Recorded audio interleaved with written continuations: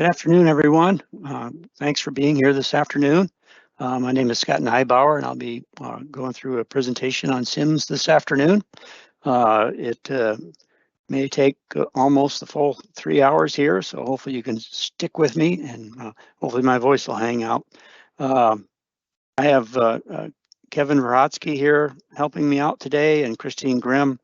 They'll be monitoring the session for me. There is a question and answer pod that you can ask questions anytime during my presentation, and Kevin will be monitoring that and chime in with any questions that come in. There is no audio for you to ask your questions verbally, so you'll have to type in any question you have in that Q&A pod there for us. So we appreciate that. This session is being recorded, and we will either post today's session or last week's session on our website for everyone to listen to again if they want to, or if they have somebody that missed out on either one of these sessions, they can listen to it and hear it all again. So with that, I am going to get started here. On our agenda today, I've got several topics that I'm going to talk about. It's not about necessarily how to input data for inspections on SIIMS. It's other features and just some general user information. I want to talk about load rating a little bit, our load rating methods, some of the SIIMS features outside the inspection documentation, report types, the new NBIS that was issued last year and how that impacts everyone. FHWA metric review that they do every year on all of our bridge inspections. I want to just let you know what that is and how that works out. And then a little bit at the end on the SNBI that's coming our way here soon. One of the first things I want to talk about is just how to become a user. You know, everyone has to go through the new user option here at the bottom of the page. Oops, get my laser pointer down here. New user. And that takes you through a screen that you fill in a bunch of information about yourself. But now if you're already a user and you need to update something or change some information, you can come down here to update account forms. And then also here's the login for SIIMS itself. So I'm going to go through a little bit about updating forms in your accounts.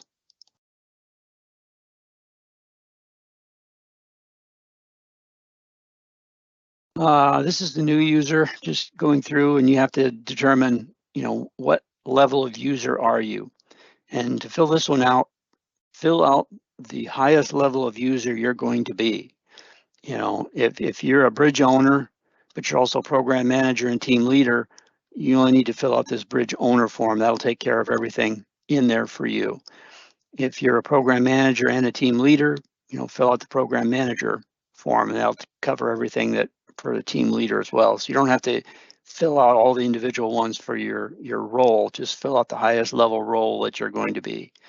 It's like load rating. There are people that are just load rating engineers and nothing else. Inspection data entry, you're not an inspector, you just enter data for the inspectors, or if you just want general bridge information, that's down here too. So, and now the update account forms, that's for bridge owners and consultants to fill out. There's 2 levels there. You can see there's a local public agency users and the consultant users. And if you've got something in your profile that needs to change, you know, new email address, new phone number, maybe you're a consultant and you've got a new person on, or you've changed companies or something like that, you go in here. So that's how you update your own personal information. Here, once you click, you know, local public agencies, there's different levels of information you can change. You can change your inspector role. You know, if you were a team leader, but now you're going to be a program manager, or you weren't a team leader before, but now you are, you can change that here. Bridge owner form, that is for the LPA to come in and change their information or change who their consultant is. And here, this one as well is the change your program manager form. So if a local agency has hired a new consultant, they need to come in here and do the change program manager form, because when a new consultant then asks for access to your bridges, we have to have a way of knowing that that is actually true. And so the bridge owner needs to tell us who their program manager is if it changes, so we can give them proper access to all your bridges. And then here's just change contact information form. So, and there's little descriptions here that give you a little more information maybe than I did on those, on what they mean.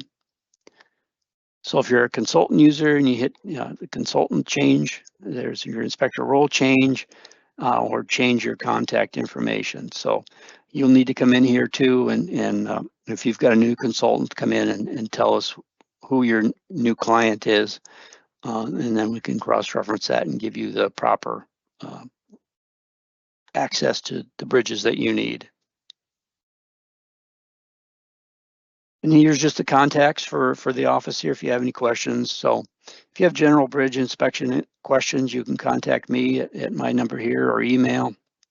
If you have general questions about SIIMS or something in SIIMS, you're not sure how it's working or you don't think it's working properly, contact Kevin. He can help you with that. Eric is our local bridge QA engineer.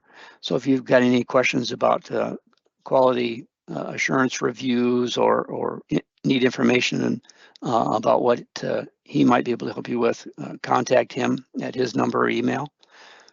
And if it's off business hours, you can contact our help desk. You can send an email or call them anytime, and they will forward the question to one of us to help you answer.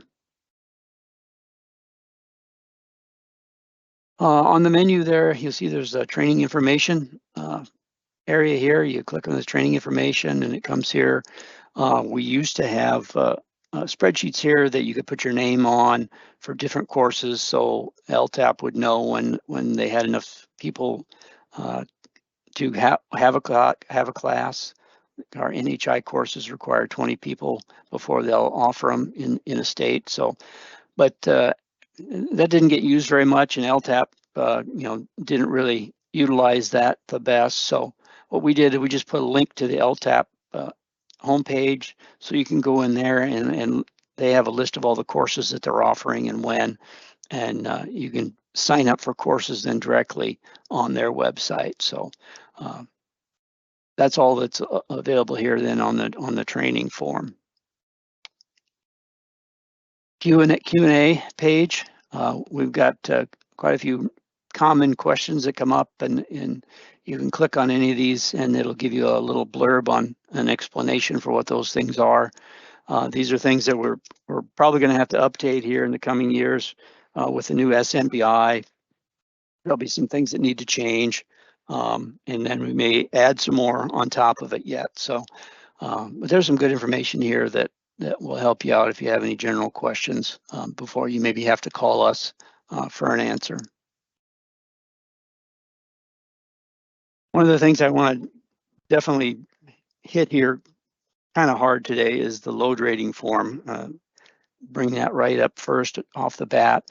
This is a form that doesn't always get filled out properly, and it's going to become more important as we get into the SMBI, and I'll touch on that a little bit later on why that is. But this first form that I'm showing here is a form that's not filled out properly. I blocked out the bridge number there and any names to protect the innocent. So, but you can see this bridge has a P, which means it's posted. But then there is no tonnages listed at all for what the tonnage posting should be. What's the recommended posting? Is it one lane? Is it multi-lane? What's going on?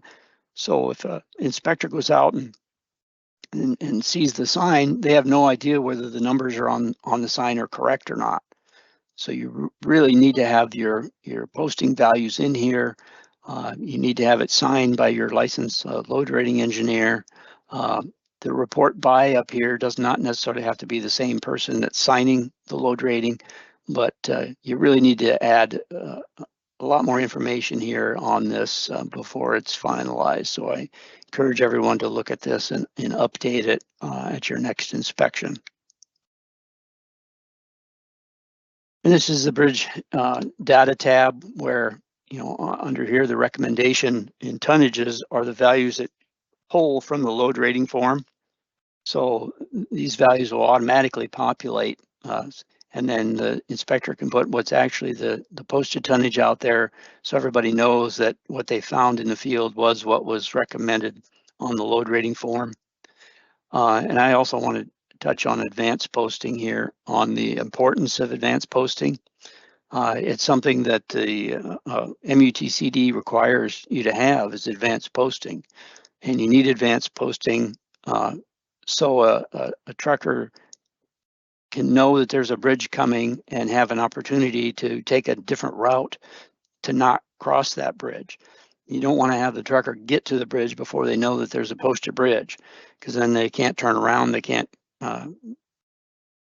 get across. So advanced posting is very important, and posting is an insurance policy is what it is.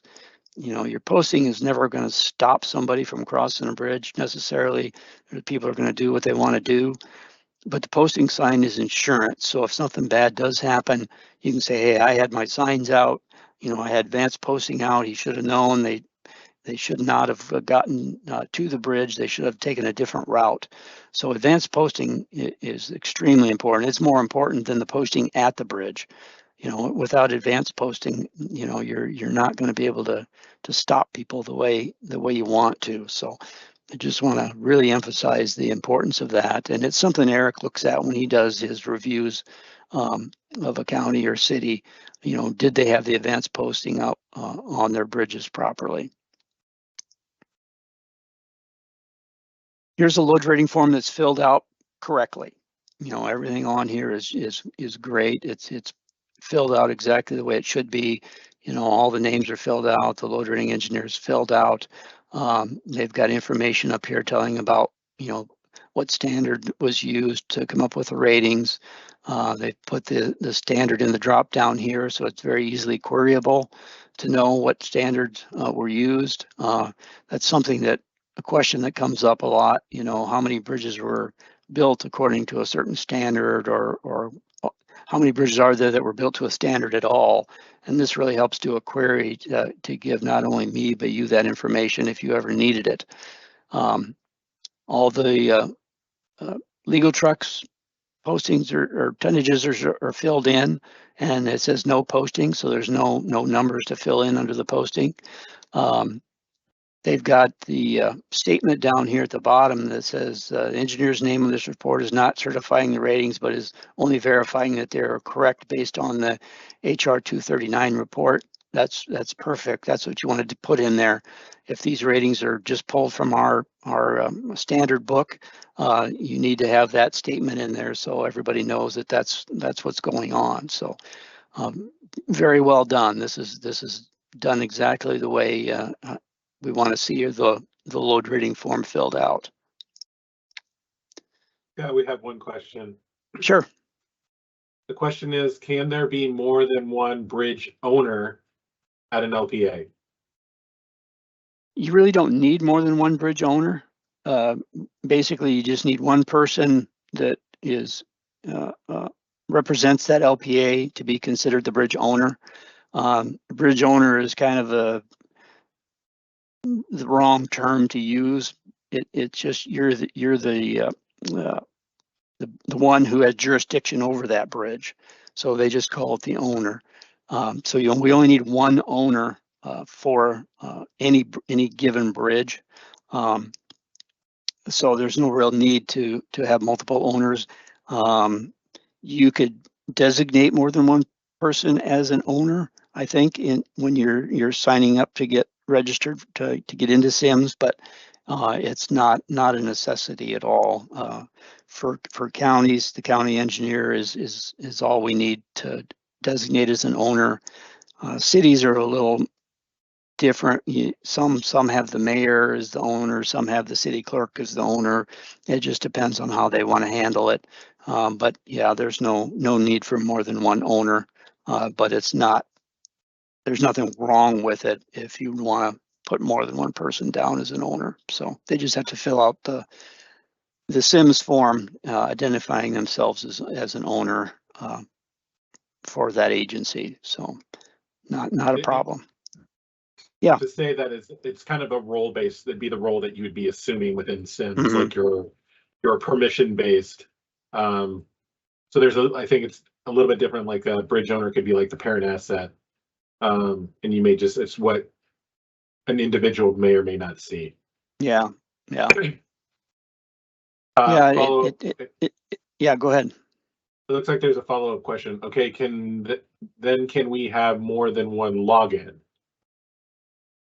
No, you really don't need more than one login. There's no reason to have more than one login.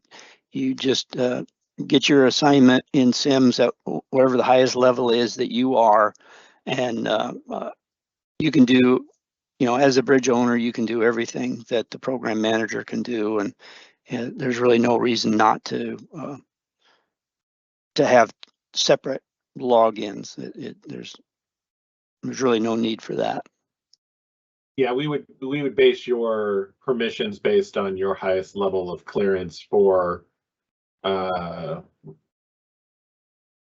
whatever bridges you have access to. Yep. Because any other level that you would sign up to be at, you would have less access to certain things. So you're going to want to use your ID that gives you the most access to everything. That's how we would set you up within SIIMS. So. Yep. Here's another load rating form that's filled out correctly.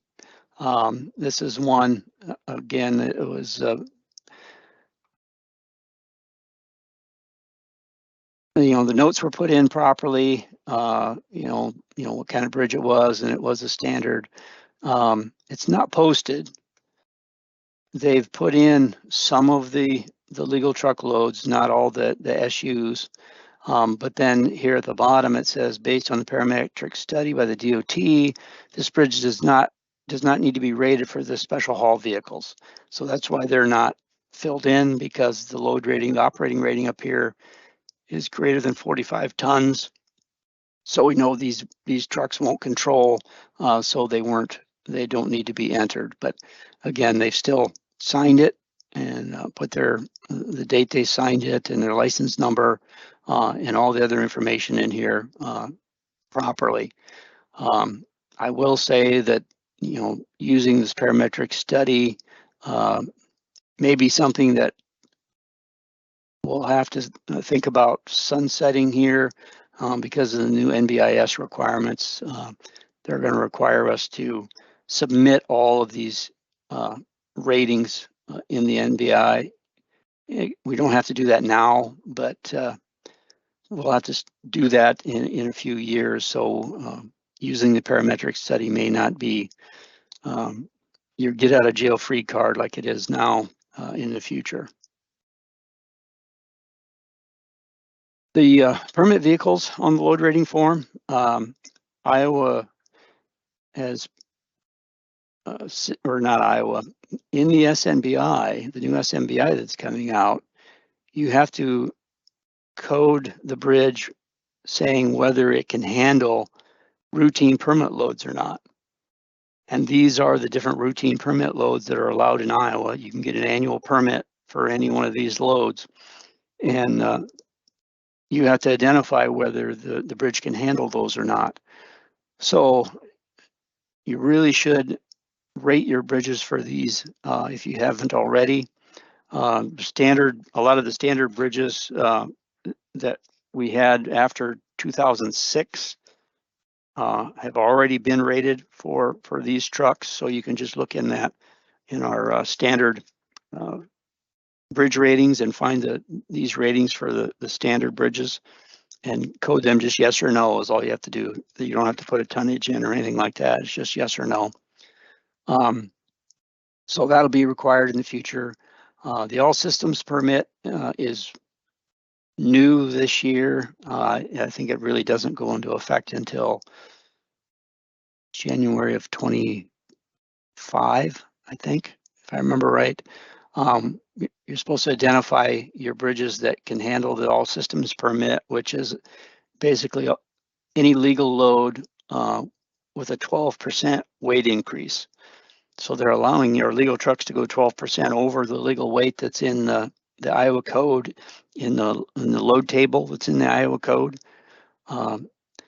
So you identify your bridges, yes or no, whether it can handle this all systems permit, and then you'll have to notify motor carrier services, and they will put your routes on the map saying whether your routes can handle these new all systems permits.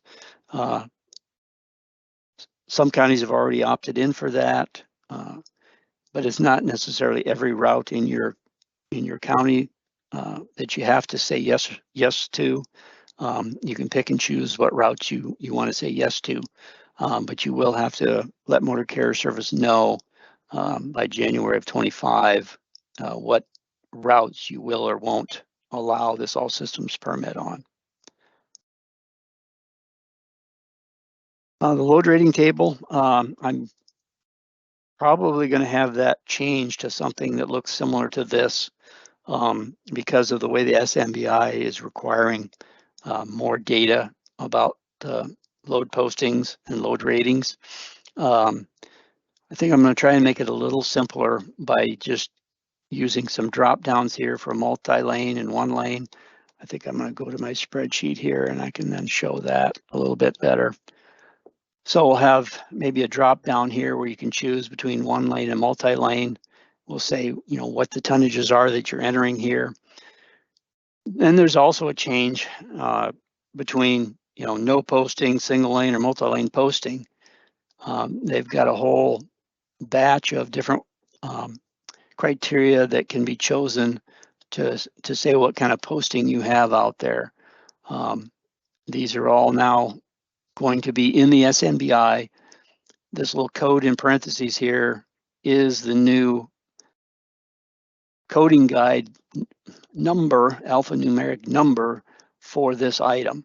And that's the way all these are here. All of these that have this alphanumeric number in parentheses are things that will need to be included in the new SMBI in the future. And I'll show you the tables and things, what that'll look like. But setting this table up in this format will help populate the data we need to submit to Federal Highway in the new SMBI in the coming years. So you will see this, I'm hoping, you know, early next year or late this year, we'll get this table into SIIMS and use it this way for our posting. And this will be just replace the table that's already on the load rating form and take its place, and we'll just pull over data from it into this new form. So.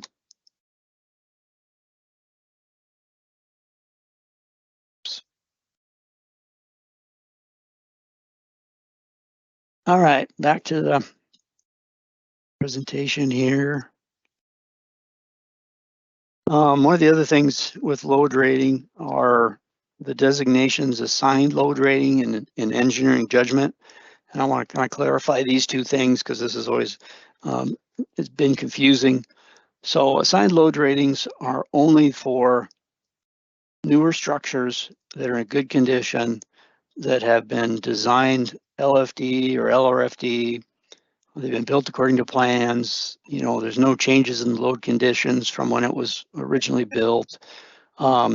Design calculations or plans showing the design loading that they're AASHTO designed to the AASHTO specs or on the plans, and the bridge is at least less than 30 years old. Then you can say the load ratings are assigned, and you can see what the assigned load ratings can be, if you look in the IM 7.02, we give you a little more guidance there on what assigned load ratings are and what values you can use. The 30-year-old criteria is just bridges that were built, after about 1997, were built LFD. So we're saying, from that point to now, basically, it is, you can use this assigned load rating. Anything that was built before that, may not have been built LFD and really should have the load ratings calculated.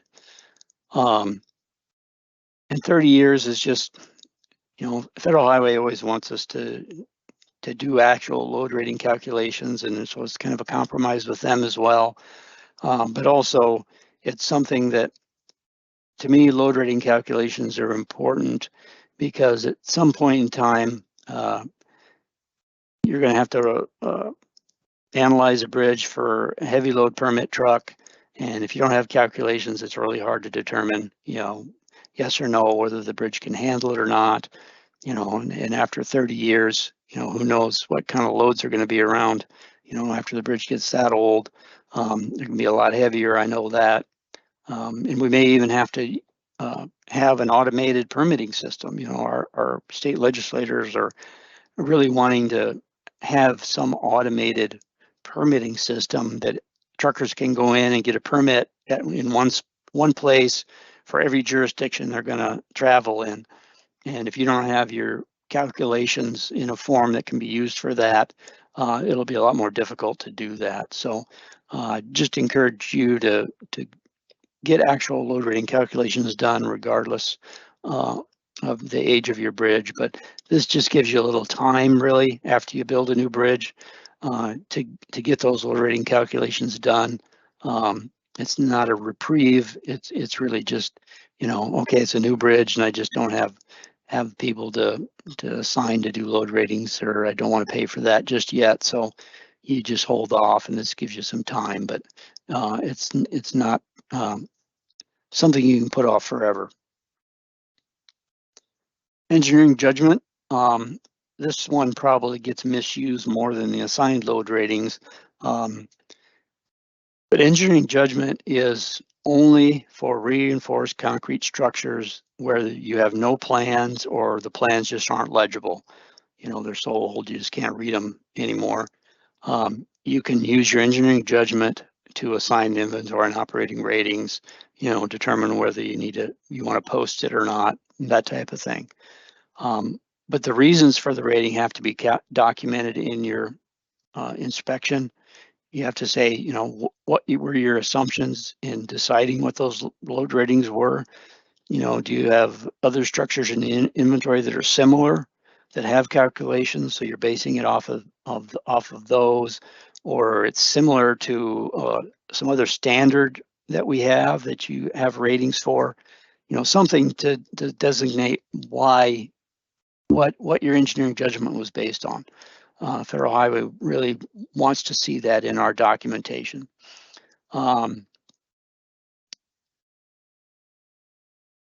Deterioration can be a factor in having to use engineering judgment. But again, it's still not something you can use and code your bridge as engineering judgment. If you've had calculations done in the past and you've got deterioration, and the deterioration is just hard to quantify to make any good calculations off of, so you're just going to decide, okay, I'm going to take 25% of the capacity off of my load ratings. That doesn't mean you should code it as engineering judgment. You still will use the same method that you used before, whether it was working stress, load factor, LRFD. You still designate that as your method of load rating. You just document that, okay, I used that load factor rating initially, but because of deterioration, I've reduced it by 25%. But it's engineering judgment, but that's not how Federal Highway wants it coded on the load rating form. they still wanted to identify it as, one of the three load rating methods that were originally used for the bridge. So that's one of the things that's been confusing to people. They assign a load rating, and that's the other thing. An assigned engineering judgment is confused people too. So you can reduce your inventory and operating ratings to whatever level you think is appropriate based on the calculations that you did previously. And that method that you used previously has to be the one that's documented. So if you have any other questions about that, don't hesitate to call. I can try and explain it, more thoroughly in a one-on-one conversation with you.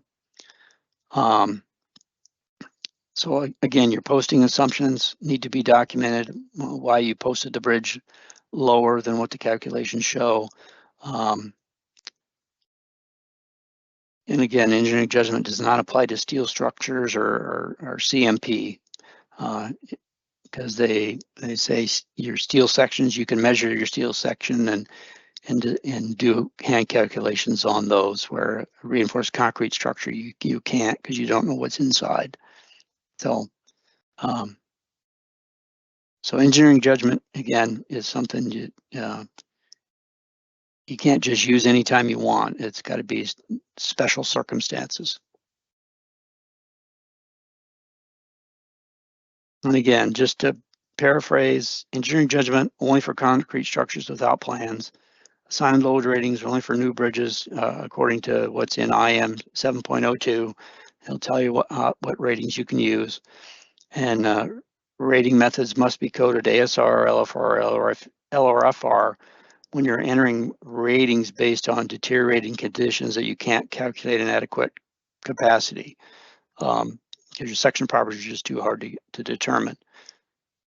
But if you've rated it in the past on one of those three methods, you still code that method as the one you used, even though you've maybe assigned lower load ratings than what the calculations show. So confusing, I know, but let me know if you need any assistance. Federal Highway has some memos that they put out in the past, and one of them is about bridges that were built or rehabilitated after January 1st, 1994. They want all bridges built after that time to be load rated using the load factor method. So any bridge constructed with steel that was produced after 1936, and you say, well, it says built after 94. Why are you saying 1936? Well, there are some bridges that were built using steel girders from an old bridge. County has some steel girders in their yard, and they want to build a bridge, so they grab them and they built it, after 94. But the steel girders were built, or from a 1940s vintage. So anything after 1936 should be LRFR. Pre-stressed concrete should be LRFR. Any reinforced concrete bridge should be LRFR. So bridges that undergo major rehabilitation or repairs and not previously rated LRFR. If you've rated a bridge LRFR, just continue to rate it LRFR, no matter what the rehabilitation or repair was. But if it was a working stress rating previously to the rehabilitation, you need to change it to at least LFR. You can always use LRFR whenever you want, but they're saying it has to be at least LFR if it was built after 1994.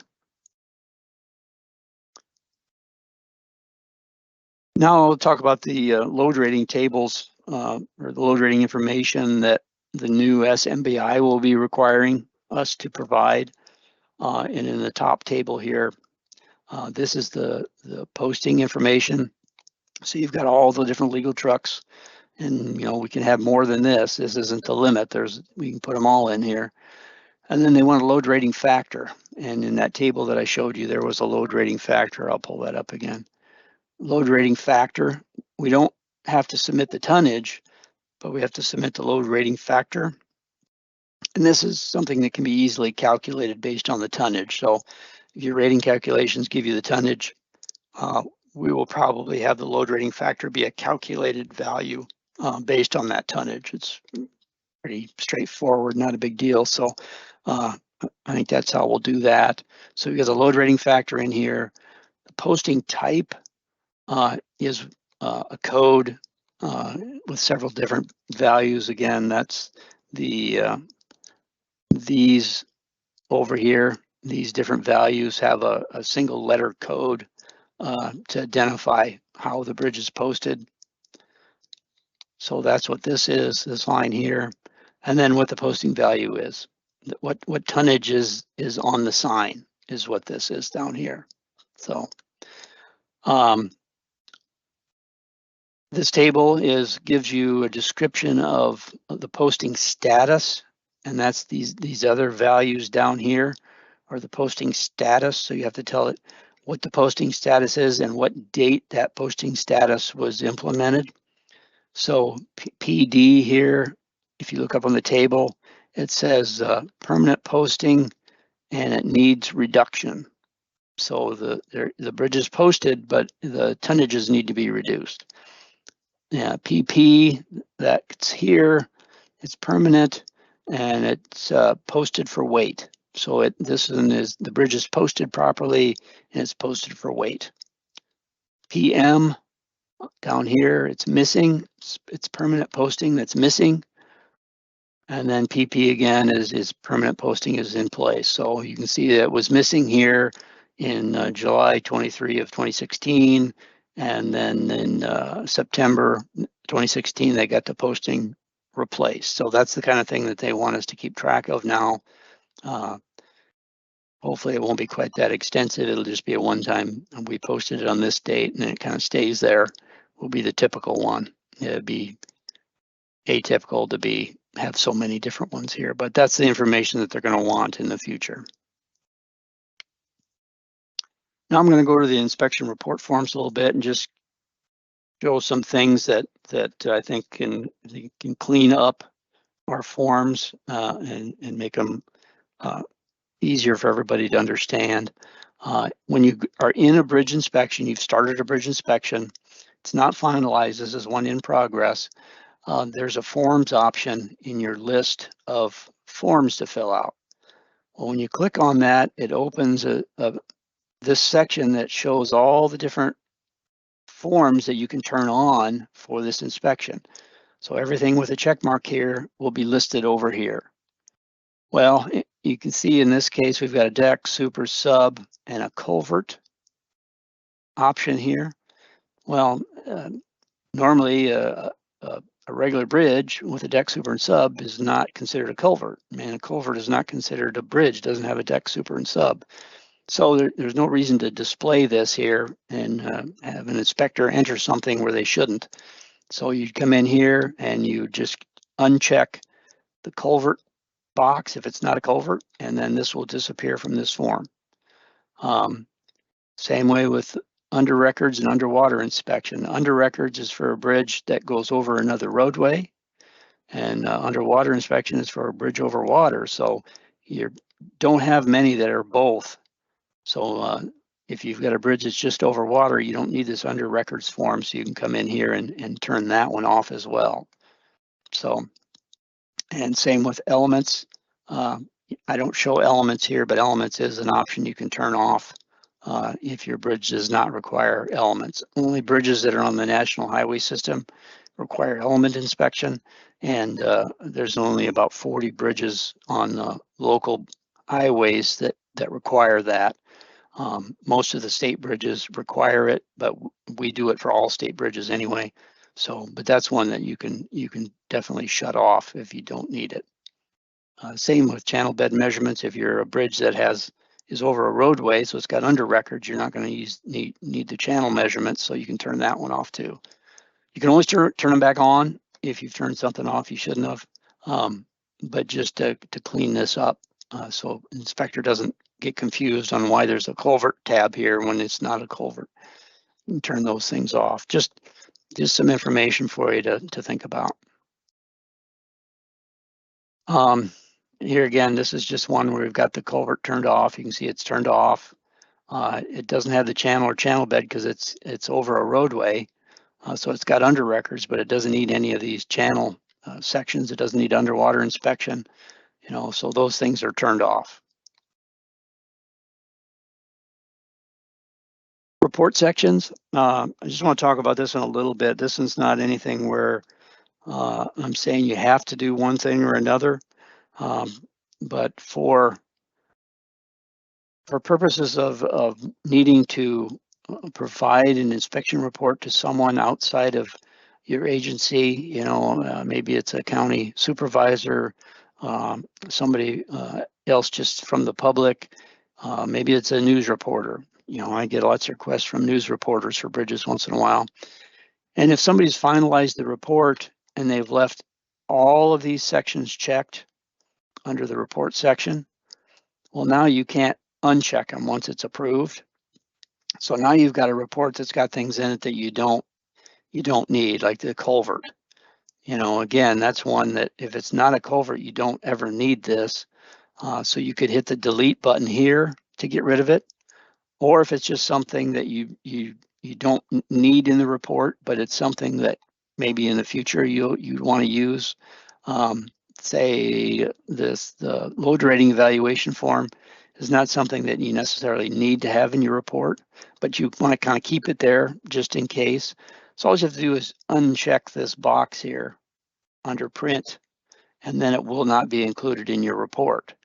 So my suggestion is to make sure you've only check the sections that you want to include in a report. It's really hard to modify a report.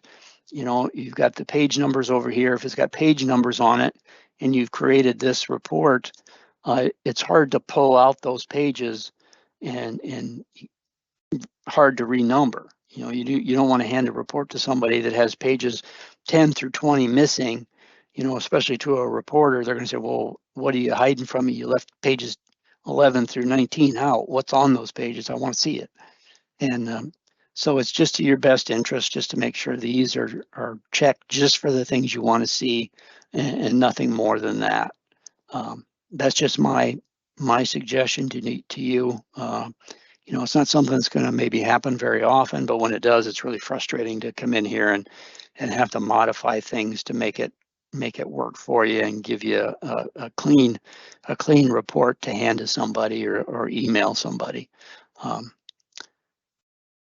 So that's all I got to say on there. Nothing's required. It's just I'm just giving you my personal advice. One of the other things that people get confused about occasionally is uploading documents. There's a couple different places you can upload documents in SIIMS here. Where I'm showing right now is I've navigated to the bridge. I don't have an inspection report open. This is just the main page for the bridge where you have the different tabs across the top, and one of them is called Files. So there are files that maybe you want to upload into the bridge that are not inspection related. That's where you'd want to upload them here. Things that are specific to a specific inspection, those are the ones you want to upload into the inspection report as you're doing the report. The files types that you maybe want to upload as part of the bridge and not an inspection, the plans. Maybe you have a plan sheet that shows the fracture critical members. You want to upload that. Correspondence that you've had with somebody over this bridge, and pile logs from the original construction. Maybe you have those that you want to keep with the bridge. Any agreement that you might have, if you've got a bridge that's on the border with another county and you have an agreement with that county on who takes care of that bridge, you want to upload that agreement there. Or maybe you've got your scour calculations, the scour workflow, flow charts and worksheets for scour calcs. You upload those here because they're not really specific to an inspection. They're just specific for the bridge. So those are the type of things you can upload here. I'm going to go and open SIIMS and maybe just show you that directly, so you kind of see how it goes. So here I'm just in a test bridge. I got files. You hit select, and it opens up the Explorer window for you to wherever you may have saved these files. I'm just going to grab anything here that I might use. Well, I'll just, those are, grab some PDF. So I've got, those 3 files that I want to upload. You can upload as many as you want all at once. You don't have to do them one at a time. If you're going to put them all in the same location, I'm going to store them all under File. So I can pick all those and hit OK, and it will start uploading those into this little window here. And now I can go and type a description on each one. If I want to do a description, so I know what those are more specifically than just the file names, and then you can hit attach. If you've added more than you wanted to, you can hit the little trash can and get rid of it. You don't have to put the description in here. You can wait till after you attach them to put in the description. There's nothing that forces you to do that beforehand. Go down here. Yeah, I'll just go down here. So down here, I've already got this sketch attached. If you hit this little button here, it says edit details. So now I can come in here and I can type in a description here, whatever I want, hit close, and the description will eventually pop in there. Yeah, now it says test. So you can, like I said, do the descriptions here before you attach, or do it after you attach. You hit attach, and the files will get uploaded. And now you can see there's a file option here under manage your files. Your manager files are the files that are uploaded to the bridge, not an inspection. So now you can see I've got these down here, and I could click on them and open up. I can edit the description if I wanted to. And then if you even if you got this far and you uploaded something that oops, I didn't want that one, you can click this delete. There's a little trash can over here. You hit delete. It's going to ask you, oh, do you really want to do that? You hit OK, and now you've deleted that one out of there. So that's how you do that for bridge manager files, those types of files that I described there. So if you want to upload files to an inspection, you open an inspection report. You go to the Pictures tab. Pictures is kind of a misnomer. It's really just any file that you want to upload into the bridge. So it's got the same look and feel here. You got the different types of files you can upload. Say this time I want to upload a photo. You can choose a date. I can choose today's date. I can select. And again, I can go to, let's see if I've got photos that I want to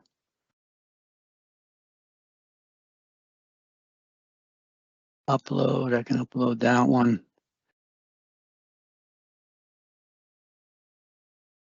Sometimes it takes a second if the picture is really large. So there's the picture. You hit attach. There it is. It's attached. You can click on it and open it and view it. Whatever you want to do. You can edit it again. Put in some text to describe it. This button over here is set as default image.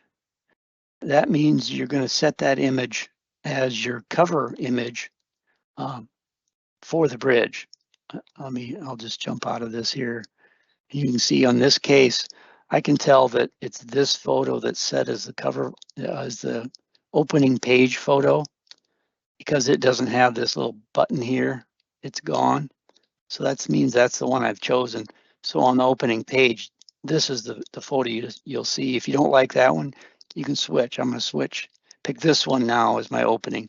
And now you can see that button came back on this one. So my opening page will have that. Now, the other thing you can do is for your report, make sure you've got all these boxes checked for the photos you want to include in your report. And then one of them you can set as your cover photo on your report. You can only set one, you can't set more than one. But I want to use this one as the cover photo for this inspection report. So if I go to my report sections, I've got everything checked that I want checked, nothing more. If you hit view, you'll just view the cover page and you'll see what it's going to look like. And there's that photo then on the cover page. So you can look at any one of the pages, before you finalize it to see if it looks and has everything that you want, or maybe you're not sure if you want to include one. You can look at it quick and see if it's one that has information on it you want to provide. So, and again, there's the delete here because this is not necessarily a culvert. You could delete this, but I recommend only deleting sections that you will never ever use for the bridge. The waterway and that type of thing. If you'll never use that, delete it. Otherwise, just don't check it. Like this one's not checked here. So that's the best way to use these. I'll get out of here. Now, I just hit exit out. I didn't finalize the report. I just closed out of it. So you can always just close out, but everything you did will be saved. Next thing I want to talk about is the mapping feature here in SIIMS. I don't know how many have tried that or used it, but it can be a handy function if you're trying to find a bridge that you're not sure, where the bridge is, but you're not sure where the location is in your, on your system. So you can come in here and map the bridges, all of the bridges in your county, or you can map certain ones based on your bridge ID or the county ID or FHWA number, and find out where that bridge is. Maybe you know the FHWA number, but you're not sure where the bridge is. You could look it up this way too. But I'll just hit this and hit show assets. And now it's showing all the bridges in Benton County. And you can see there's numbers on some of these dots, and that just means that there's more bridges in that area than it can display one at a time. So as you zoom in, the numbers will change and go away until you're zoomed in far enough to see all the individual bridges. Once you're zoomed into the one you want, you click on it and it pulls up the basic information on the right side here. You can see whether that's the right bridge you are looking for. Come down here, it shows the photo that you've chosen to be the cover photo for your opening page. And then you can hit asset details here and it will open that bridge for you right here in a new tab. Very, very handy, I think, for finding bridges when you're not sure where they are. You want to know how many bridges are in a given area, how many are on this stretch of road. That's kind of handy for that.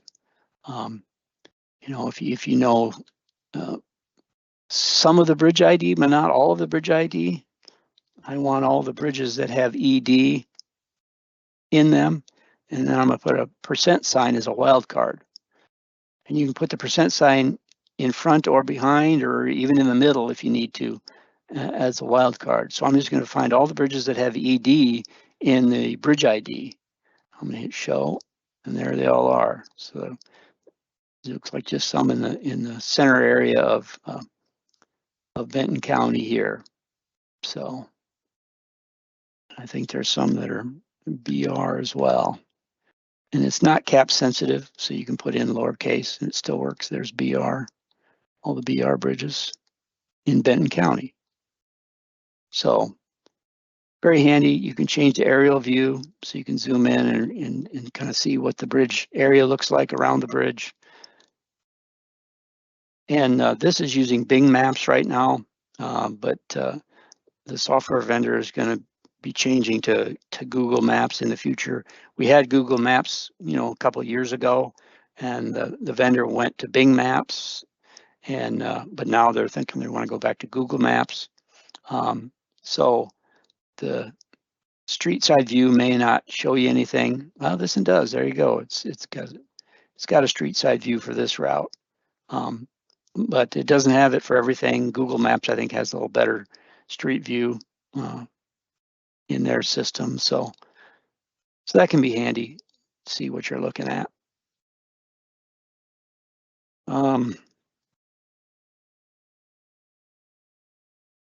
That's the basics of maps. I just find it a handy feature to find bridges when I'm not sure where they're located exactly.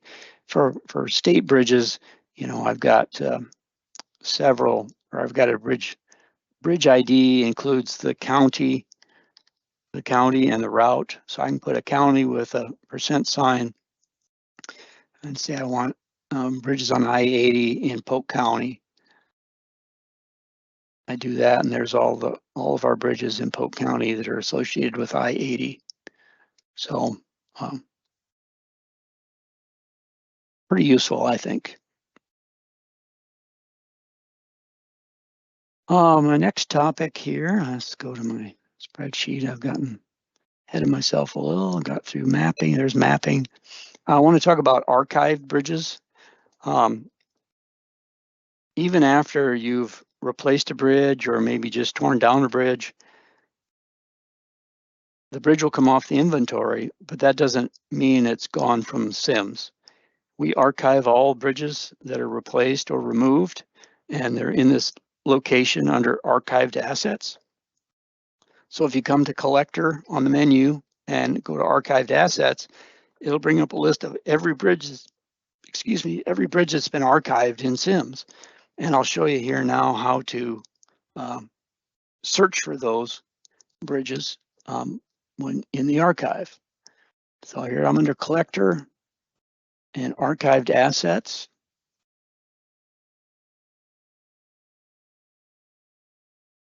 There's quite a few, everything that we've archived over the past 10 years is in there. You can see we got 181 pages of archived bridges in here. So you don't want to scroll through 181 pages to find the bridge you're looking for. So if you know the federal highway number or the asset ID, you can come in here and hit this little funnel, which is the filter funnel, and you can find your bridge and hit filter, and now it finds that bridge.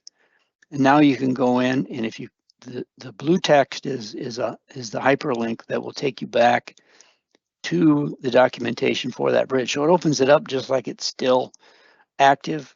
You can go to the files and find the inspection reports, all the photos that were taken.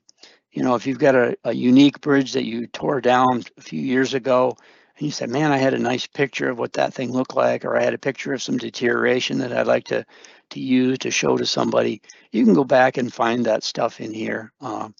So that can be useful. Or if somebody, has questions about a bridge that used to be there, you can go back and find it and get information. You can go back and the inspections are in here yet that you can pull up and look at. So again, files and quick view. So go back to the archived assets here. There is another function here that you can use.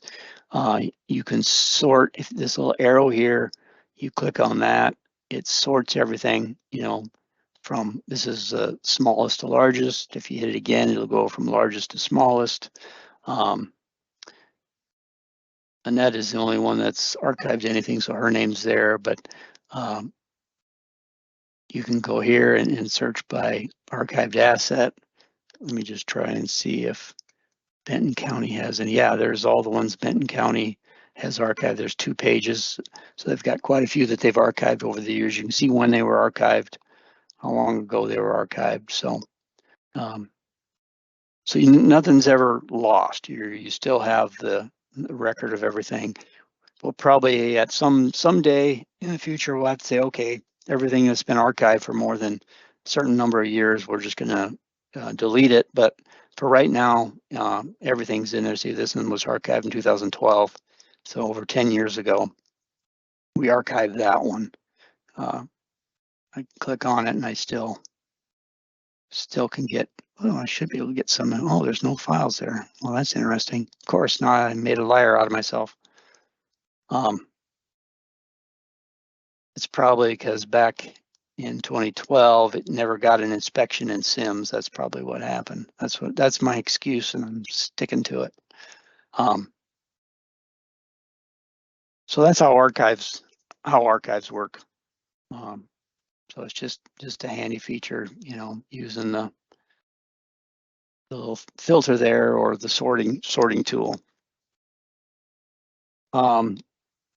There's a filter called report filter that can be handy.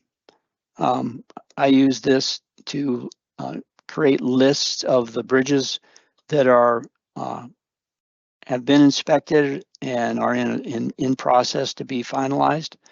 So this is just a list of the bridges that I have in engineering review. I've named this filter engineering review. It just lists all the bridges that have been inspected and are ready for an engineer to review it. If you come over here to load filter, you'll see there are public filters and there are my filters. So you can create your own filters just by hitting manage. You can hit create new filter. You can edit any existing filter. You know, even if it's a public filter, you can edit it.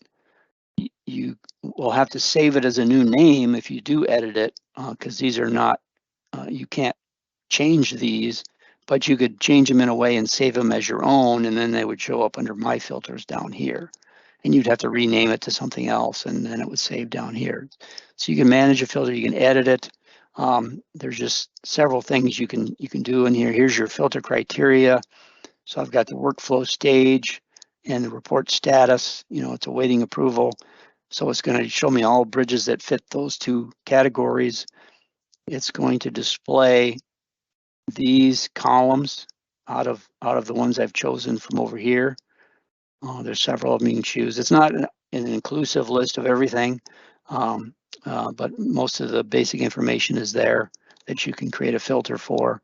If you want to just have a filter that identifies the bridges in your county, you can do that.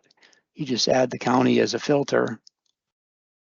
County ID equals, choose, I'm picking on Benton County, and you'll get a list of all your Benton County bridges. I mean, you can delete these other two things. So now I'm only going to get bridges in Benton County. So, and then you come up here and you rename it to whatever you want to name it.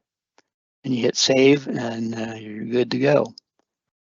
If you don't like anything, you can clear it, start over, or hit the X to get out. So, so I've got lots of different filters in here. Most of mine are showing bridges that are in the inspection process of some type. So, but I use the office engineering review is the one I bring up, and whatever the last one was that you show here, this is the one that will come up first when you hit report filter. That's the one that will come up for me now is the office review one. When I hit that, if I change it back to engineer review, now when I hit report filter, the engineer review one comes back up. So whatever the one was that you were last looking at is the one that will come up. So let's go back to here. Archived. Yeah, there's a question Yes. on archiving. Sure. For structure that has been replaced and archived, is there any connection between the two records? No, there's no way to figure out which one, you know, if you replace one, you'll get a new FHWA number. The only way that you could maybe connect them, you could still give them the same bridge ID if you wanted to. Whatever your naming conventions is for your bridge ID, you could name it the same bridge ID. That would be a connection, but there's no other way to connect the two in the system here. You kind of have to know something about the old bridge to find it specifically.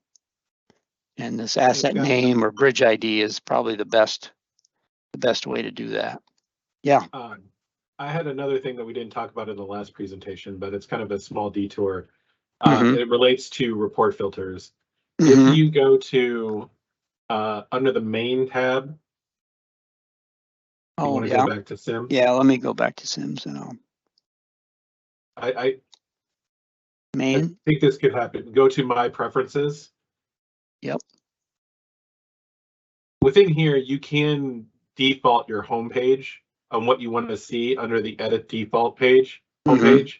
Right here. So, you know, if there's something that's important to you, there's several options available. Yep. Main dashboard, report filters, inspection schedules. If there's something that is you use on a daily basis, there's another little filter there, so that way whenever you start up SIIMS, that's Sure. what will show. Yep. Yep. So Nope. That's a that can good. be That's a helpful. good. Yep. That's a handy thing to do. Like the report filter. If you've got one a report filter you want to see every time you come into SIIMS, you just set it as your home page, and that's what you'll see when you come in. So Yep. yeah, no, that's good. Thank you. Mhm. All right. All right. Report filters. Talked about that. Public and my filters, managing filters, creating filters. Monthly notifications. I don't know if you've never got a monthly notification, that means you're doing a great job. So keep it up. If you've gotten monthly notifications, it could be for one of these different things. One of the things that comes up with monthly notifications is, you know, your inspection is past due by more than 2 months. So once in a while, what happens is somebody will do a special inspection and then not check the final inspection checkbox by the special inspection date, and I'll show you that here in a second. So the system will think you have a special inspection that's coming due. You know, if you had a frequency in there of 12 months or 24 months, it's going to say you've got an inspection due, but maybe you don't need to do any more special inspections. Maybe you only needed to do the one and you don't have to do any more. So this final inspection checkbox should be checked when you're not going to do a special inspection ever again. You know, don't change the frequency to 0, because 0 means that the bridge is perpetually due for an inspection all the time. So don't put 0 in there. Just check this final inspection box, and that will keep you from getting a notice that, hey, you got a special inspection that's past due, when it really isn't. So keep that in mind. The other thing to do is to come in on the SINA and change this yes to a no for your special inspection. So also that way that doesn't get confused either and try and tell you that you're past due because you've got this yes in here. So those two areas aren't connected directly, so you have to do both. You have to check the final, and you have to come in here and put in no if you're not going to do a special anymore. Again, do not put 0 as your frequency, because that screws it up, and the system just thinks it's due all the time. The other notification is posting notifications. We've been sending those out twice a year for a while, March 1st and September 1st. You may get a notice for a bridge that on the SINA under item 41, I believe, you may have a B instead of an A or a P. A meaning open, P meaning posted, B meaning needs posting, but it's not implemented yet. That's what these notifications are for the bridges that are marked with a B. Federal Highway wants those, you know, taken care of as soon as possible. If they need posting, they want posting done. Now in the new MBIS, they're saying within 30 days. So our notices in March and September don't really fit the new regulation of that 30-day requirement. So in the future here, hopefully this summer sometime, we can get this done. We are going to have a notice sent out at the first of every month for anything with a B. Now, we're not going to send those notifications to you directly like it does for the past due inspections. We're just going to have the system send myself and Eric the note, because the list shouldn't be very long. It should be a fairly short list. And then we will contact the local agency to let them know that they have a bridge that we need to find out whether it has been posted and the code needs to be updated, or whether the posting really needs to be done. Most of the time the posting has been done. It's just nobody went in and changed the code from a B to a P. So in the future, you won't get the direct emails on March 1st and September 1st anymore. We will get a monthly notice of those, and then just let anybody know that needs to address that. One other thing on posting, if you have a bridge that's posted, but the posting needs to be lowered, you do not change the P to a B because of that. You just leave it a P, and then you just handle the changing of the posting internally with the local agency and get them to update it. Now in the SMBI, that will change because there was a code in there that says posting needs to be reduced. So there was a code for that in the new system, but for right now, if you put a B in there, you're likely to get a notification saying, hey, have you done this yet? And it's probably just a clerical issue where you haven't gone in and changed it. So my recommendation is don't change it to a B if you're just you're reducing the posting to a new number. Just leave it a P and don't mess with it. And the monthly late notifications, they'll continue to go out as always. First of every month, we'll send out notifications on any bridges that are late for inspection. So that will continue in the future, but this posting one will change a little bit. The other thing that's going to change here on June 5th of this year, we're going to change the report types that are available to choose. Right now, you're really limited to only a couple. We have the LPA full bridge and Iowa full bridge reports, and then I think load rating report. There's the only options we have. And that, like I was talking about, leaving off the culvert form when you don't need it, or taking off the deck super and sub form when you have a culvert, those types of things. We've created new reports for each one of those types. We've got an LPA bridge, we've got an LPA culvert, and now we've added a critical finding report. If you've got just to do a critical finding outside of a regular inspection. If you're doing a fracture critical inspection only, it's not part of your routine, it's all by itself. Your load rating report, an underwater inspection. Sometimes underwater inspections can't be done during the routine and have to be done at another time. So these are just ways to create a report that just gives you what you need. You don't have to go through and modify it and take things out that you don't need. The one that's really new here, the rest of them are it's just a manipulation of the forms that you will see. This LPA bridge update report is different. This is something that we are implementing to eliminate this edit asset values function. This edit asset values is always let people go in and update inspection data when they are not doing an inspection. So there's data that was in error in the last inspection, or data that you want to update or add, because you didn't write the full comment that you wanted. You want to fix a comment or something like that in a report. Instead of undoing the report, you come in and hit edit asset values. This was how a lot of people changed the posting from a B to a P. They'd come in and hit edit asset values and change it, which is very handy, but It also causes some issues if somebody changes something incorrectly and people don't know what was changed. It can cause some confusion. So creating an update report then will document what was changed and when it was changed and who changed it, and it'll be a lot better process for knowing why things changed.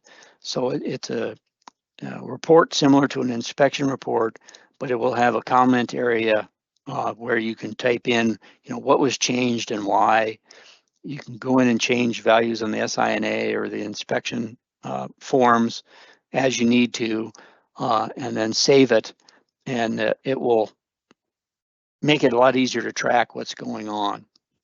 So like I said, it'll track changes. You'll have a comment area, easy way for looking up stuff, but that edit asset values button will change to view asset values.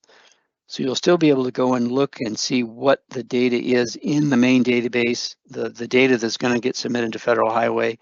Those are your asset values, and this will allow you to at least go and look at them, but you can't edit them like you did before. You'd have to do a data update report to actually change any data for a bridge.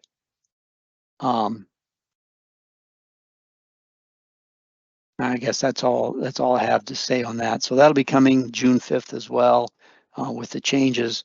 So that edit asset button will change to a view asset values. So anytime you need to change something after an inspection, you'll have to use this report to do that. In those report types, this is where the drop down will be, where I was talking about, where the report types will change. This list will have, those 13 or 14 different types on it now instead of the 4 or 5 it has now. The one thing I want to talk about a little bit is the inspection type checkboxes. Those will change based on what type of report you chose. But the report type checkboxes are nothing more than a way to tell you what kind of report this LPA bridge. Okay, what kind of LPA bridge report is it? Is it routine? Is it in-depth? Is it other? Is it special? What is it? And when you check these boxes, all that does is identifies on your asset info screen where it lists all the inspections that have ever been done for this bridge. It just tells you what that inspection was on that date, what kind of inspection was done. It does nothing else. It doesn't change the report in any way. When you create it, you can see these all say full state. So this is all the same forms that were opened up. It's just something different was done during that inspection. So, it's underwater, it's fracture critical, it's special, something unique. And if you hover over the field, it displays all of the text that's included in there. So you can check more than one. You can check multiple items. So you're doing a routine, and it's going to have a fracture critical and underwater done at the same time, but it's just still an LPA bridge inspection. So those 3 things will then be shown together in that line for that inspection on that date. That's all those checkboxes do. Okay. And this just shows you, this one was done a routine and then in depth and then a load rating were done, all on these different dates here. That's what that does for you. And then if you do the update data, now you'll have a checkbox that says update data, and that will show up here. So now between the load rating and this routine inspection, there was data that was updated. Maybe something was missing in the load rating, a comment didn't get added. Well, so you do a data update to update that comment on a form, and now when it was done based on that. This is the report that has that in there. Where otherwise you wouldn't know. You would have no idea that something changed between the load rating and routine inspection. Well, now I want to talk a little bit about the NBIS and the changes that occurred. This actually was updated last May, so it's almost a year now since this was updated. But most things in here we have until June or April of 2024 to change our process to accommodate whatever the change was here. So I've got, I think, about 12 or 13 items that are the main items that have changed in the new SMBI guide that I'll go through and kind of explain a little bit here. So there are some things that are unique. One of the main changes were inspection frequencies. They don't use the word frequency anymore. They use the term interval. Not a big change. It really doesn't mean a whole lot. They just changed their terminology there. So you'll see interval instead of frequency now. And number one here, in the past, we only gave recommendations on when you should consider putting a bridge on a 12-month frequency or less. But now in the new MBIS, they've actually required we put some bridges on a 12-month inspection frequency, and they've given us two methods to determine what bridges should be put on that 12-month frequency, method 1 and method 2. Method 1 is very straightforward. They just say if your bridge has this, and this, it needs to be on a 12-month frequency. So like if you have a condition rating of 4 or less, the bridge has to be on a 12-month frequency. That's not necessarily one of the criteria, but that's the kind of criteria that they have identified there in method 1. Now, method 2 is a lot more complex. For method 2, they require that you put a committee together, including the program manager, which is me. So I would have to be on the committee, and you have to come up with the criteria and risks that you want to use to make the determination of the change in interval. And then once you've made those determinations, Federal Highway has to approve it. So that's a lot of effort, and I can't see that the criteria that anybody would come up with would be less restrictive than what they give us in method 1. So I don't want to put a whole committee together and have to come up with all this criteria and make it more harsh than what it already is. So method 2, and they have method 2 is available for other intervals here that I'll talk about as well. So method 2 is not something I'm ever going to pursue. If you have a persuasive argument, you want to try and change my mind, you're sure welcome to try and change my mind. But as long as I'm here, I'm going to say, no, we're not going to do that. We're just going to use method 1. Method 1 is a lot easier to program into SIIMS and just a lot more straightforward. So you can try and lobby me to change my mind if you really are dead set on it, but you're going to have a pretty good argument to change my mind. So method 1 is what we're going to use. And number 2 here is 48-month interval. We're still going to have that ability to put bridges on the 48-month interval. With the 12-month interval, we will have more bridges that have to go on 12-month than we have on a 12-month frequency now. The caveat to that is that we're also going to have more bridges that can go on the 48-month frequency or interval than we've had in the past. The new criteria that Federal Highway has under method 1 is actually less restrictive than the criteria that we're using now for our 48-month interval. So we'll be able to increase that number of bridges by quite a bit.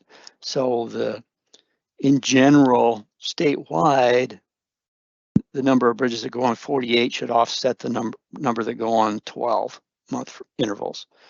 So, for every bridge you have on a 12-month interval, you'll need at least 2 on the 48-month interval to kind of make up the difference in inspections that you'll have to pay for. So I think that will happen. I think in general, we'll have double the number of 48-month inspection intervals on bridges than we do the 12-month. So it's not necessarily quite as bad as what it may sound. So So we'll be able to program those things into SIIMS, and it'll be able to tell the inspector whether that bridge qualifies for one or the other, and update it accordingly. So nothing will force you to go on a 48-month frequency, though. You can still maintain the 24-month frequency if you'd like. But the 12-month interval, that's a mandatory thing. If the criteria is met, you'll have to put it on the 12-month interval. So underwater and NSTM policies. Well, what is NSTM? That's a new term Federal Highway created in the NBIS now. It replaces fracture critical. They no longer use the term fracture critical in the inspection guide.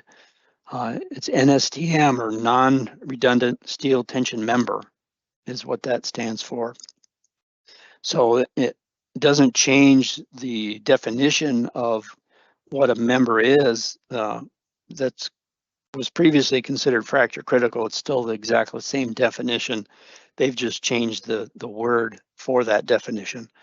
Non-redundant steel tension member has always been the definition of fracture critical. They've just used that now as the main term. So there are reduced intervals requirements for underwater and NSTM inspections as well now. Previously we just had recommendations on when a bridge should maybe go on a shorter inspection interval for underwater and fracture critical, but now they've got specific criteria that if the bridge meets that criteria, excuse me a second.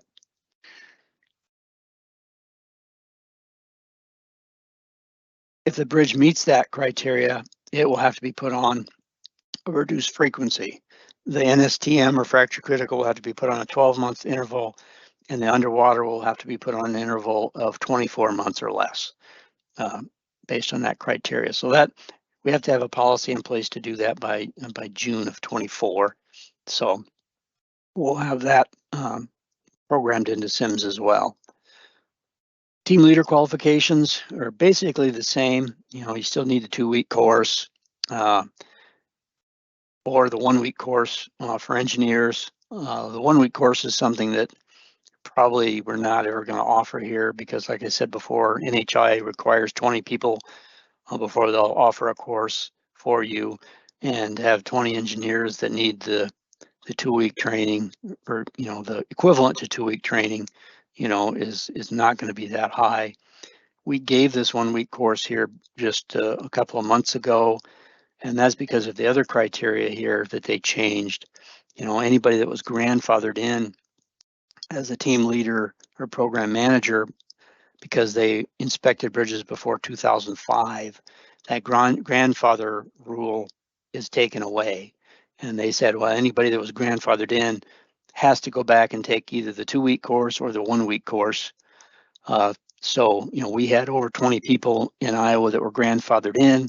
So we offered the course here a couple of months ago, and I think everybody is taking that course now, and there's nobody that's grandfathered in anymore. They all are qualified based on this new NBIS requirement. The other thing for PEs, previously you could take the 2-week course, and if you were a PE, you were automatically a team leader as soon as you pass the course.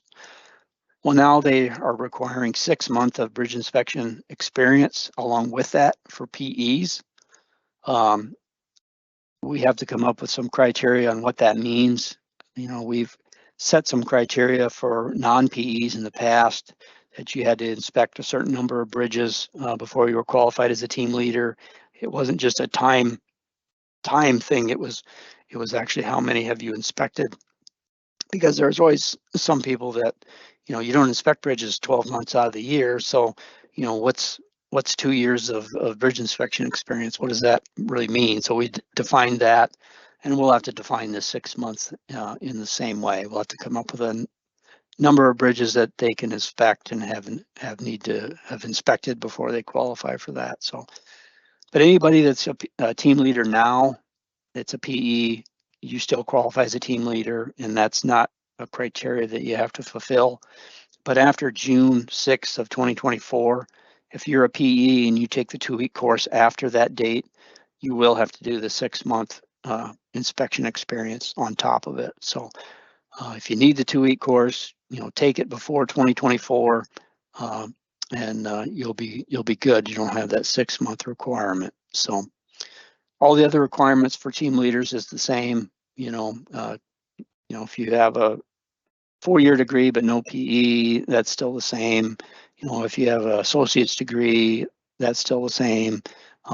If you don't have any college degree, it's still 5 years, same that way. So none of those have changed.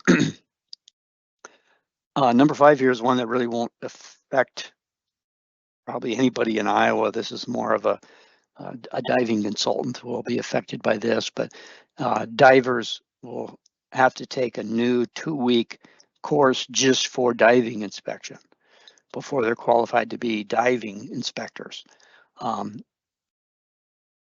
If any diver becomes a diver after June 6th of 24, they'll have to take this new diving course.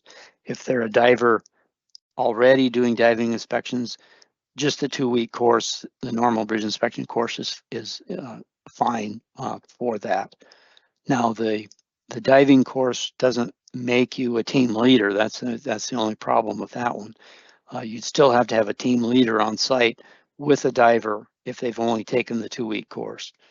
If the diver's taken the 2-week diving course and the 2-week bridge inspection course, then they can be qualified as a team leader as well. But to be a diver, they have to take this 2-week course. So I'm guessing they're not going to want to take 4 weeks of training. They'll take the 2-week course and then just have a team leader on site with them as they're doing their diving inspection is what I'm guessing they'll do. But you never know.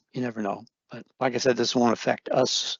In our agencies, it'll only affect the people that we hire to do our diving inspectors. They'll have to be qualified in this way, and we'll have to just verify that they qualified based on this. All right. Posting procedures, I kind of talked about posting procedures, and Federal Highway is going to require that you have your posting in place 30 days after your load rating calculations identify that the posting is needed. And that's the dates in the SMPI. You have to put those dates in, when you identified it and when you posted it. So it's going to be something they're going to try to, beat us over the head with. But we still have the risk factors in the IM, 1, 2, and 3, high, medium, and low priority risks, and we're going to try and maintain those priorities for getting posting signs in place.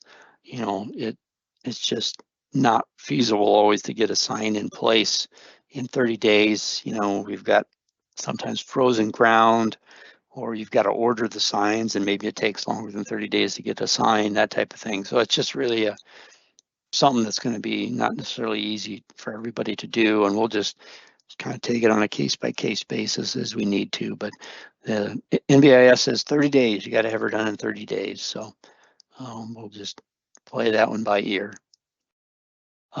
Critical findings criteria. We did not have critical findings criteria in the past for what constituted a critical finding and when you had to do an inspection for a critical finding. In our IM, we always said, if you've got to close the bridge or partially close the bridge because of what you found during an inspection, that's considered a critical finding. Now Federal Highway is put that in the NBIS. Those two things are still criteria. Did you close it? Did you have to partially close it? But they've also added a couple other things to that criteria. And if you read those, you'll see them in the IM or in the NBIS. I won't display them here, but the other criteria that they have, if one of those three are found, you're going to close the bridge or you're going to restrict traffic to the bridge. So those two things are still the main criteria. If you close it or partially close it, that's a critical finding. So the other things really don't come into play, but now it's codified in there that a critical finding is something that you have to document.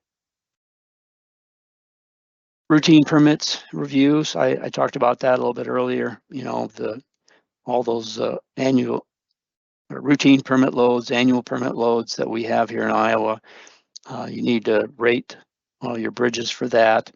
The standards, like I said, from 2016 to present have been rated for these trucks. So you can just look in those reports to find whether they are okay or not. Culverts, we have not rated for these because we assume that these permit loads are not more of a problem than just the standard design loads. Standard design loads have heavier axles, so they're going to have heavier, put a heavier load on the culvert than these permit trucks will. So we don't plan to rate culverts or standard culverts. If you have a culvert that has deterioration, you probably will want to rate the culvert just to make sure. But the other thing is with these routine permit loads in the SNBI, you do have the option to say this bridge will not see routine permit loads. You know, especially bridges that are out on your gravel roads, you probably aren't going to issue permits out on a gravel road very often, especially not an annual permit. So those could be coded in the SNBI as this bridge does not see routine permits, which to me says you don't have to rate it for the permit loads then. If you say it's never going to see them, you don't have to rate for them. So you may have a significant number of bridges in your inventory that you don't have to rate for these, even though it says you have to rate all bridges for routine permit loads. That's not necessarily the case. So we'll have more information on that as the time comes once we get into the SNBI. But for the most part, you know, any bridge that's on a paved road, I would say you probably should rate those for your routine permit load, so you have that for the future. Or look it up if it's a standard bridge. Look it up in our tables to get whether they pass or not. Number 9, initial inspections. They are now requiring that all new bridges or bridges that have been significantly rehabilitated need to have an inspection done within 3 months of being open to traffic. That is not always an easy thing to do. And for even us at the state, it's hard to even know sometimes when exactly a bridge was open to traffic. So getting it done within 3 months of being open is a challenge.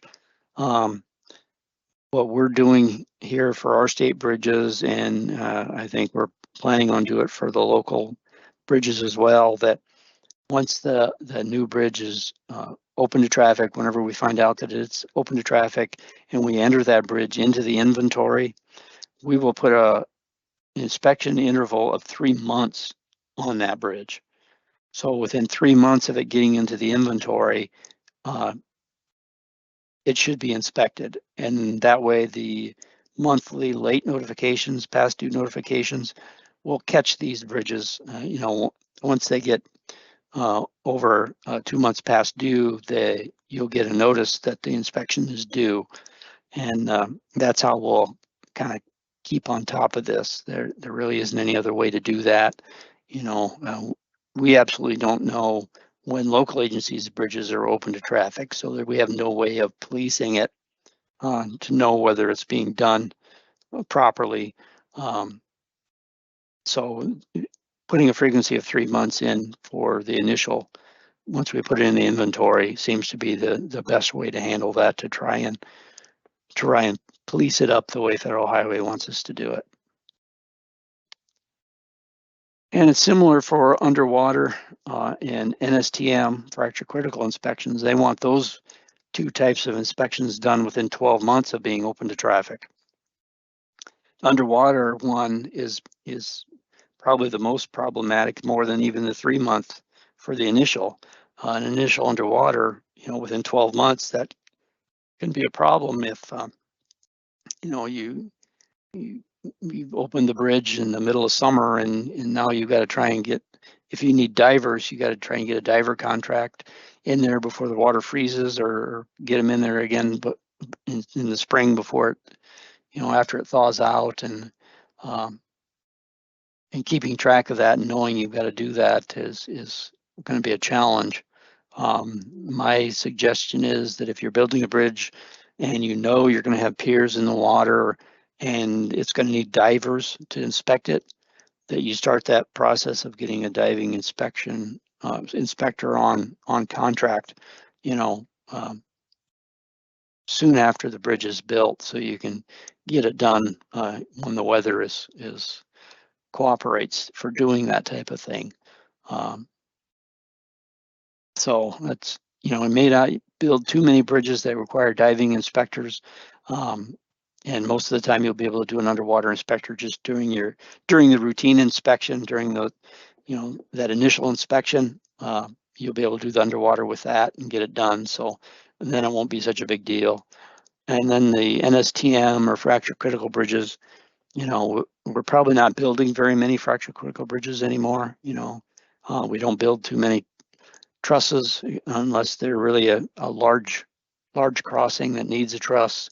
You know, we don't build two girders anymore. So 12-month frequency for fracture critical probably isn't going to cause anybody any grief. There isn't going to be many that need that. So, but that is in there if you do build one. Team leaders for fracture critical NSTM inspections, we've always said in the past that we think you should have the fracture critical inspection training course before you inspect fracture critical bridges. And now the NBIS is also requiring that, you know, so I think most of the people that do fracture critical in Iowa have taken the course because we've basically required it, you know, ourselves. But now Federal Highway is also requiring it in the NBIS. So if you've completed that fracture critical training course in the past, you're good. You don't have to take it again. If you haven't taken it and you're going to do fracture critical bridges, you do need to take that course before you can inspect fracture critical bridges. And you know, if you've taken it 10 years ago, it's not a bad idea to retake it. There has been some things that changed or things that you might get a good refresher on. So it's not a bad idea to retake it if it's been a long time since you took it. There's no requirement to take a refresher fracture critical course. But you know, if it's been a while, it's probably not a bad idea to retake it anyway.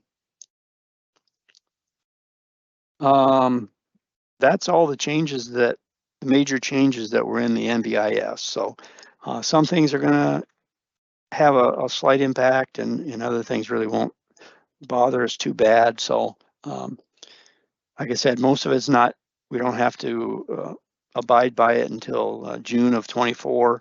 So hopefully by then we can have our policies and procedures in place and SIIMS updated to track some of those things. So now I kind of want to go to the FHWA metric review. This is something Federal Highway does every year. There are 23 metrics that they review us on, and I'll show you those here in a second. And that we are either in compliance, or in substantial compliance, or we're in conditional compliance, or we're out of compliance. We've never been out of compliance in anything, which is good, but we have had some things where we're in conditional compliance. That's the next level down, which takes a little more effort to fix. And then substantial compliances means that we're pretty good. Well, we've got to do some things just to improve. So they do this for every bridge in the state. It's not just the state DOT's bridges, it's for everything. So they do a sample of bridges across the state and then come up with whether we're in compliance or not. And if we're not in compliance, we have to come up with either an improvement plan or a plan of corrective action to fix whatever they found. And I'll show you these here now. Here's the 23 metrics that they review us on, and you can see over the past 3 years here anyway, we've kind of stayed the same, haven't changed a whole lot. Inspection frequency, metrics 6 and 7, Those are always the hard ones to try and make sure every single bridge has been inspected on time. That's almost impossible to do. Out of 23,000 bridges, there's going to be one somewhere that maybe didn't get inspected on time.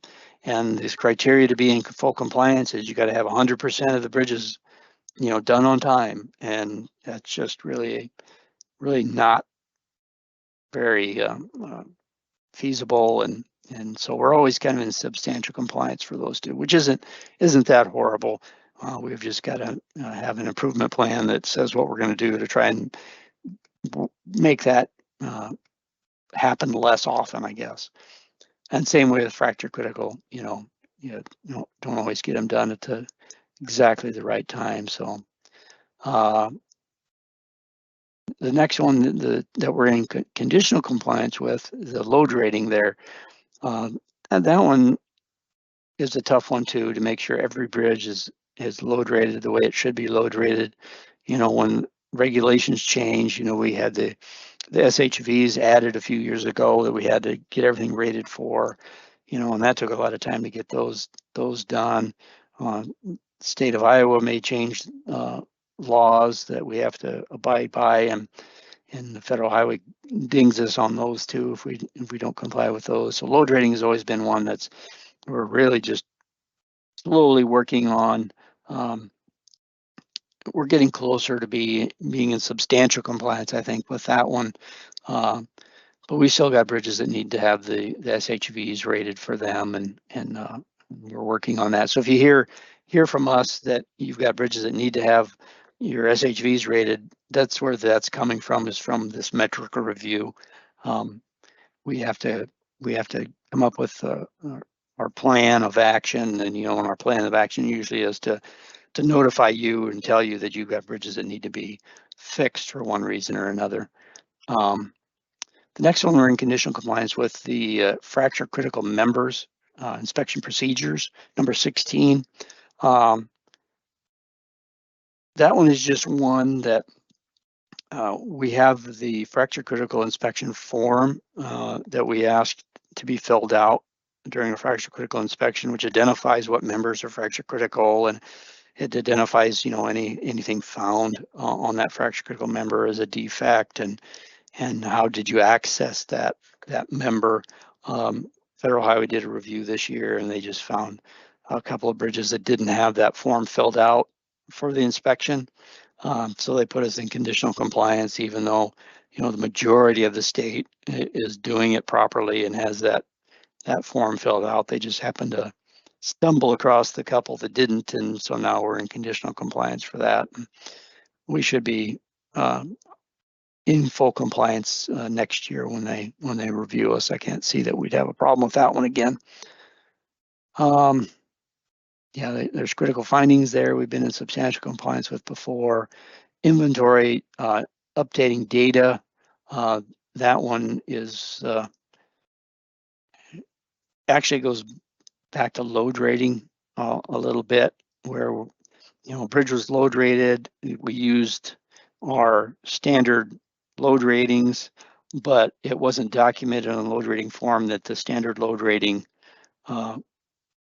guidelines were used, or the parametric study wasn't documented when you didn't do the SHV load ratings because your operating was over 45 tons.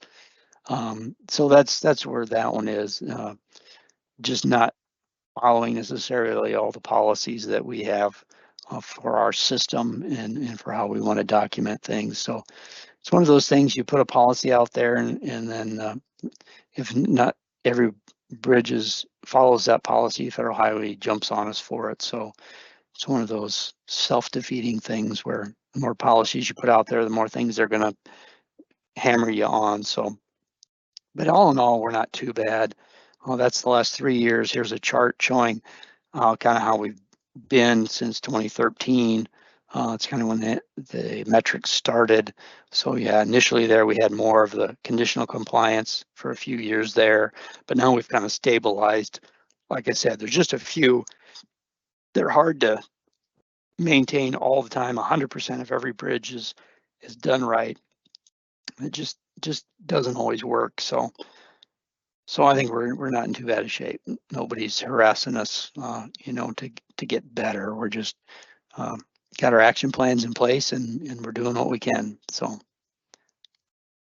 here's just a copy of a plan of corrective action. This is what the typical one looks like. This one's actually a completed one, for the SHVs like I was talking about. So you have a goal, what are you going to do?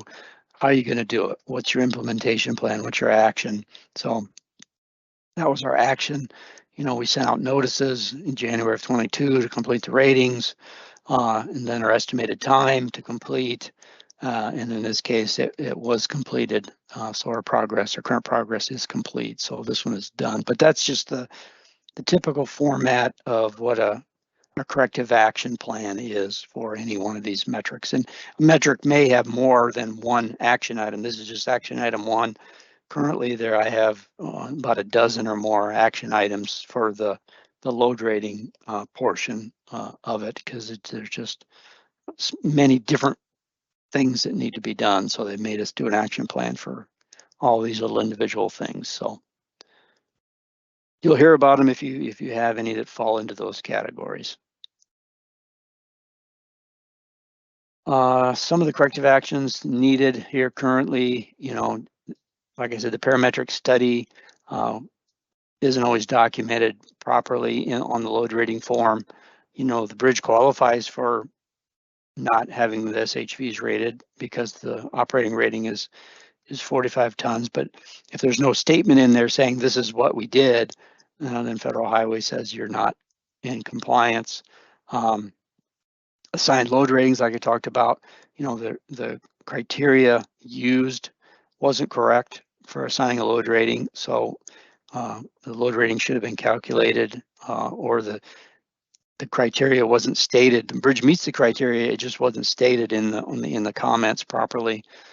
Engineering judgment, again, not documented properly, or the engineering judgment wasn't properly used. There was some steel girders that had engineering judgment as the type of rating method, and that's not correct. So and then updating load ratings to the proper method, LFR, LRFR, based on that 1994 criteria that I mentioned earlier.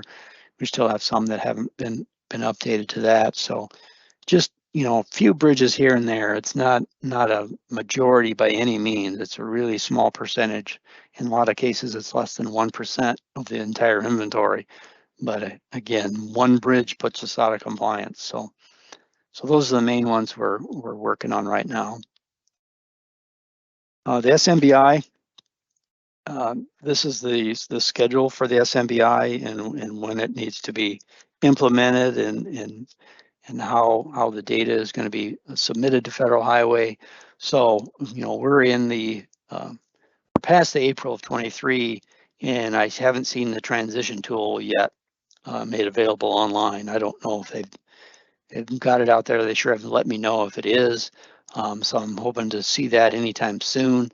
And what that transition tool is, it takes our current MBI data and converts it to the SMBI data format, and tells us what the new code is for the SMBI versus the old data. So we'll be able to transition anything in the MBI today that matches the SMBI. We'll be able to just translate that and put that in the SMBI database without much trouble. The data, October of 24, the data validation is an online process where once we have the SMBI database set up for us, we can generate the MBI tape, the data that we send to them, and run it through this checker, and it'll validate the data to see that we're entering the data in the right format and the right type, and that our system is generating the file in the right way to make it work before we have to do the first submittal with that new system. So March of 25 is the last time we'll be able to submit the old NBI data in the current format that we use now and have been using forever. So that's the last time we'll be able to do that. And then in January of 26, the verification and transition of the data has to occur, and we've got to start getting ready to submit the data in the new SMBI, because in March of 26, we have to submit every bridge, in the new SMBI format, but not every bridge is going to have the new SMBI data yet. So there's going to be, some bridges that have it and some that don't, but that transition tool will feed our current data into the new SMBI, and at least whatever data items match, we'll at least have submitted those in the SMBI format, even though it's not all 100% complete yet. So 2026 is really the first time we'll do that, and I'm wanting to start using the SMBI in hopefully by April of 24. That's the earliest that we'll start using the SMBI. So that way it'll give us some time to get a few bridges inspected and get some data in there, because it's not until March of 28 that every bridge has to have the new SMBI data in the database. So by December of 27, every bridge has to be inspected with the new SMBI data.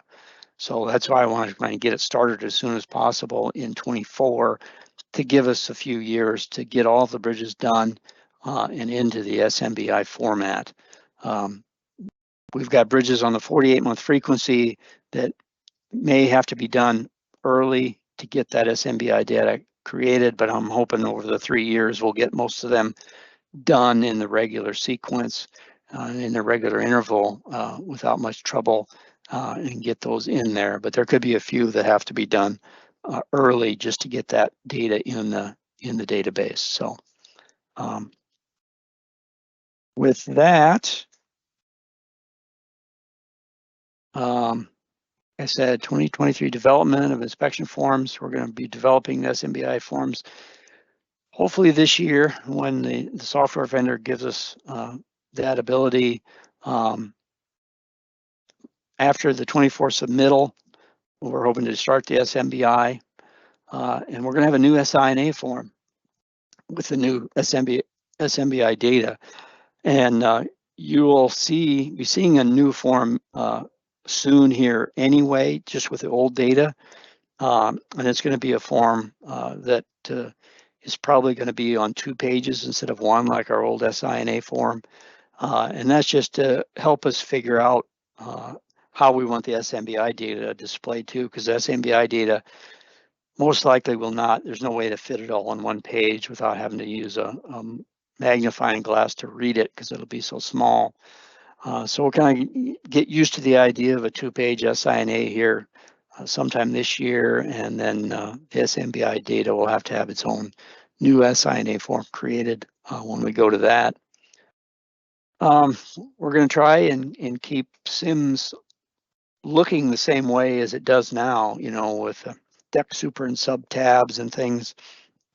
We're just going to try and add the new SMBI data into those forms as they are, wherever they fit. Some of the data is just the same data, it's just a new number. Some new fields will have to be added, but we're going to try and keep the feel of SIIMS the same and same types of pages.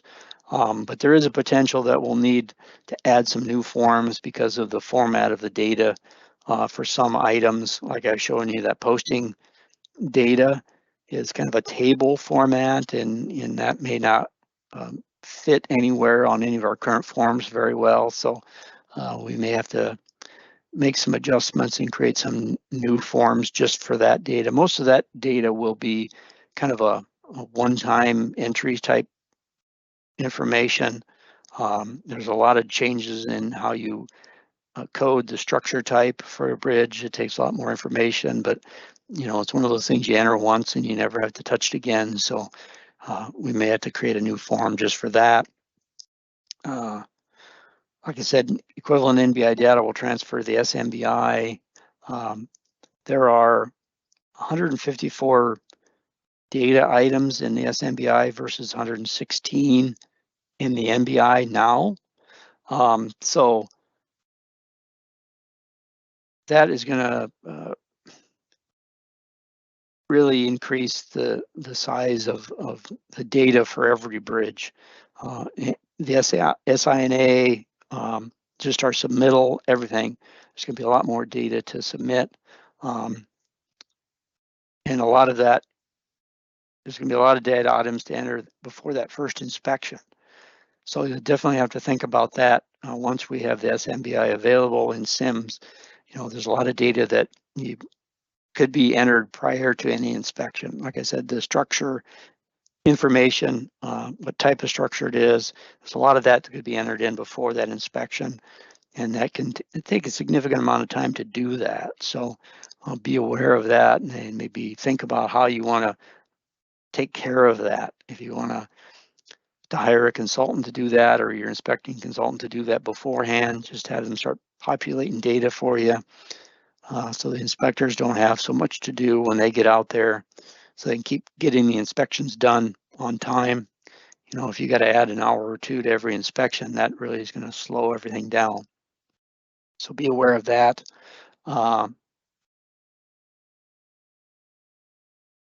With that, any other questions anybody has? Kevin, are there any other questions in the Q&A? There are no other questions.